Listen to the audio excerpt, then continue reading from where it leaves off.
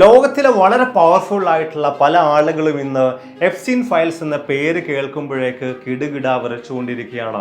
Epstein എന്ന മനുഷ്യൻ ഇന്ന് ജീവനോടെ ഇല്ല എങ്കിൽ കൂടെയും അയാളുമായി ബന്ധപ്പെട്ട ഫയലുകൾ പുറത്തേക്ക് വരുമ്പോൾ അത് അമേരിക്ക ഉൾപ്പെടെയുള്ള പല ലോകരാജ്യങ്ങളിലും വലിയ പ്രശ്നങ്ങൾക്ക് പോലും കാരണമാകുന്നുണ്ട്. ഏറ്റവും ഒടുവിൽ ഇപ്പോൾ ഇതാ നമ്മുടെ പ്രധാനമന്ത്രിയായിട്ടുള്ള മോദിയെക്കുറിച്ചുള്ള പരാമർശങ്ങൾ പോലും എപ്സ്റ്റീൻ ഫയൽസിലുള്ളതായി പുറത്തു വന്നുകൊണ്ടിരിക്കുകയാണ്. അതിൻ്റെ പ്രധാനമായിട്ടുള്ള കാരണം എന്ന് പറയുന്നത് ലോകത്തിൽ തന്നെ വളരെ പവർഫുൾ ആയിട്ടുള്ള പല ആളുകളുമായിട്ട് ജെഫ്രി എപ്സ്റ്റീന് ബന്ധമുണ്ടായിരുന്നു. ഇവരൊക്കെ തന്നെയും ഇയാളുടെ പാർട്ടികളിൽ പങ്കെടുത്തിട്ടുണ്ടായിരുന്നു. ഇതുമായി ബന്ധപ്പെട്ട് കിടക്കുന്ന രേഖകളൊക്കെ തന്നെയും എപ്സ്റ്റീൻ്റെ പക്കലുണ്ടായിരുന്നു. അതിനും അപ്പുറത്തേക്ക് പല ആളുകളും വിശ്വസിക്കുന്നത് ഈ പാർട്ടികളുമായി ബന്ധപ്പെട്ട ഫോട്ടോകളും വീഡിയോകളൊക്കെ ഉപയോഗിച്ചുകൊണ്ട് ഈ പറഞ്ഞ പ്രമുഖരായിട്ടുള്ള ആളുകളെയെല്ലാം എപ്സ്റ്റീൻ വിലക്കെടുത്തിട്ടുണ്ടായിരുന്നു, ബ്ലാക്ക് മെയിൽ ചെയ്യുന്നുണ്ടായിരുന്നു എന്ന് പറയുന്ന കാര്യങ്ങളാണ്. സ്വാഭാവികമായിട്ടും പൊതുജനങ്ങളുടെ മുഴുവൻ ശ്രദ്ധ ഈ ഒരു വിഷയത്തിലേക്ക് തിരിയുന്നുണ്ട്. അതോടൊപ്പം പോലീസുകാർ വിശദമായ രീതിയിൽ തന്നെ എപ്സ്റ്റീനെ കേന്ദ്രീകരിച്ചുകൊണ്ട് അയാളുടെ പാർട്ടികളെ കേന്ദ്രീകരിച്ചുകൊണ്ട് ഒക്കെയുള്ള അന്വേഷണങ്ങൾ നടത്തുന്നുണ്ട്. ഇതിൻ്റെ എല്ലാം അനന്തര ഫലമായിട്ട് ഏറെക്കുറെ 60 ലക്ഷം പേജുകളുള്ള ഡാറ്റയാണ്, ഫയലുകളാണ് എപ്സ്റ്റീനുമായി ബന്ധപ്പെട്ടുകൊണ്ട് അന്വേഷണ ഉദ്യോഗസ്ഥർക്ക് കണ്ടെടുക്കാനായിട്ട് സാധിച്ചിട്ടുണ്ടായിരുന്നത്, അല്ലെങ്കിൽ ക്രോഡീകരിക്കാനായിട്ട് സാധിച്ചിട്ടുണ്ടായിരുന്നത്.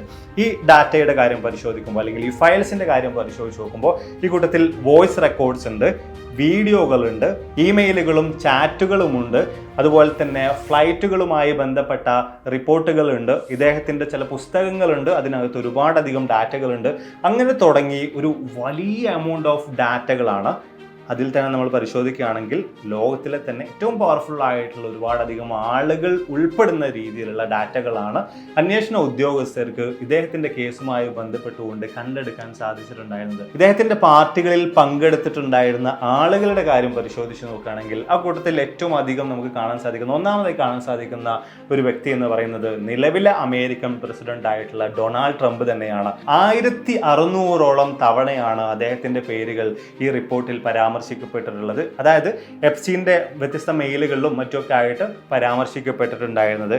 മാത്രമല്ല 8 തവണ എപ്സ്റ്റീനും ഡൊണാൾഡ് ട്രംപും ഒരേ വിമാനത്തിൽ യാത്ര നടത്തുകയും ചെയ്തിട്ടുണ്ട്. അടുത്തതായിട്ട് വരുന്ന വ്യക്തി ലോകത്തിലെ തന്നെ ഏറ്റവും വലിയ പണക്കാരിൽപ്പെട്ട ഒരാളായിട്ടുള്ള ബിൽ ഗേറ്റ്സ് ആണ്. അടുത്തതായിട്ട് മൈക്കൽ ജാക്സൺ വരുന്നുണ്ട്, ഡികാപ്രിയോ പോലുള്ള ഹോളിവുഡിൽ നിന്നുള്ള പല സ്റ്റാർസ് വരുന്നുണ്ട്, അതുപോലെ തന്നെ ആൻഡ്രൂ രാജകുമാരൻ വരുന്നുണ്ട്. വിശദമായ രീതിയിൽ ഈ കാര്യങ്ങളെല്ലാം ചേർത്ത് വെച്ചുകൊണ്ട് നമ്മളൊരു ലോങ് ഫോം വീഡിയോ ചെയ്തിട്ടുണ്ട്. അതിൻ്റെ ലിങ്ക് ഞാൻ ഏതായാലും താഴെ ചേർക്കുന്നുണ്ട്. റിലേറ്റഡ് വീഡിയോ ആയിട്ട് നിങ്ങൾക്ക് ഇൻട്രസ്റ്റഡ് ആണെങ്കിൽ തീർച്ചയായിട്ടും ഒന്ന് കയറി കണ്ടു നോക്കൂ. അപ്പോൾ മറ്റൊരു ഇൻട്രസ്റ്റിംഗ് വീഡിയോയിൽ വീണ്ടും കാണാം.